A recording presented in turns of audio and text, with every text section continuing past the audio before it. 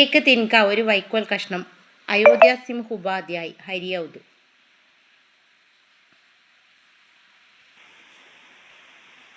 ഏണ്ടുക്കോ യഹാം ബേചാരി ക്യോ കഹാ ഗയാ ഹേ.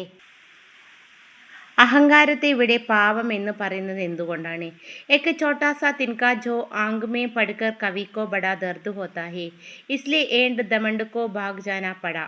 अहंकार कितना कमजोर और कायर है, इसे दिखाने के लिए एंड को यहाँ बेचारी कहा गया है. ഒരു കൊച്ചു വൈക്കോൽ കഷ്ണം കണ്ണിൽ വീണപ്പോൾ കവിക്ക് വളരെ വേദന അനുഭവപ്പെട്ടു. അതുകൊണ്ട് അഹങ്കാരത്തിന് ഓടി രക്ഷപ്പെടേണ്ടി വന്നു. അഹങ്കാരം എത്ര ദുർബലവും ഭീരുവുമാണെന്ന് കാണിക്കുന്നതിനായിട്ടാണ് ഇവിടെ അഹങ്കാരത്തെ പാവം എന്ന് പറഞ്ഞിട്ടുള്ളത്. ഏക്ക് തിൻകാ ഹേ ബഹുത് തേരെ ലിയേ ഹാ തിൻകാ ക്യാ ക്യാ ഹോ സക്താ ഹേ. ഒരു വൈക്കോൽ കഷ്ണം തന്നെ നിനക്ക് ധാരാളം. ഇവിടെ വൈക്കോൽ കഷ്ണം ആരൊക്കെയാവാം? ഏക്ക് തിൻകാ നിമ്ന വർഗ കാ പ്രതീക് ഹോ സക്താ ഹേ, ഉപേക്ഷിത് കാ പ്രതീക് ഹോ സക്താ ഹേ, ഗരീബോം കാ പ്രതീക് ഹോ സക്താ ഹേ. ഒരു വൈക്കോൽ കഷ്ണം താഴ്ന്ന വർഗത്തിൻ്റെ പ്രതീകമാവാം, പിന്തള്ളപ്പെട്ടവരുടെ പ്രതീകമാകാം, പാവപ്പെട്ടവരുടെ പ്രതീകമാകാം. നമൂനെ കെ അനുസാർ കവി കി പങ്ക്തിയാം ബദൽ കർ ലിഖിയേ.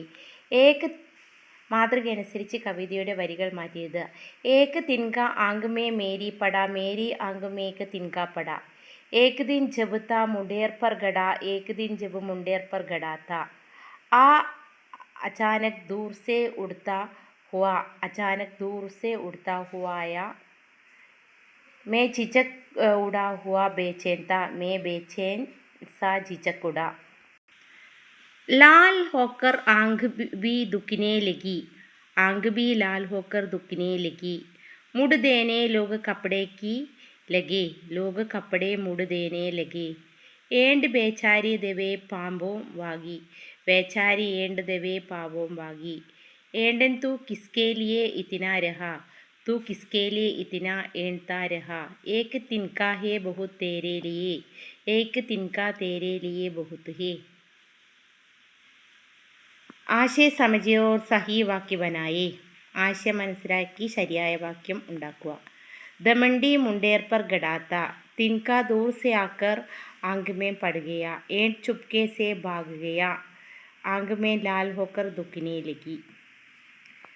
കവിത की വിശ്ലേഷണാത്മക ടിപ്പണി लिखी. കവിതയുടെ വിശകലന കുറിപ്പ് എഴുതുക. एक तिनका हिंदी के प्रसिद्ध कवि अयोध्या सिंह उपाध्याय हरियौद की कविता है. इस कविता में कवि हमें दमंड न करने का उपदेश देते हैं. एक दिन कवि बड़े दमंड के साथ अपने मुंडेर पर गड़े थे. तभी उनकी आंख में एक तिनका आकर गिर गया. उन्हें बड़ी तकलीफ हुई और जैसे जैसे तिनका उनकी आंख से निकल गया, तब वे अपने दमंड को त्याग देने के लिए तैयार हो गए. दमंड हमारे गुणों को समाप्त कर देता है और हमें मूर्ख बना देता है. इस कविता के द्वारा हमें पता चलता है कि कई बार छोटे से छोटे मनुष्य या छोटी सी छोटी वस्तु हमारे दमंड को तोड़ सकती है. यहाँ तिनका निम्न वर्ग का प्रतीक है. तिनके जैसे तुच्छ वस्तुओं में भी दर्द देने की शक्ति है.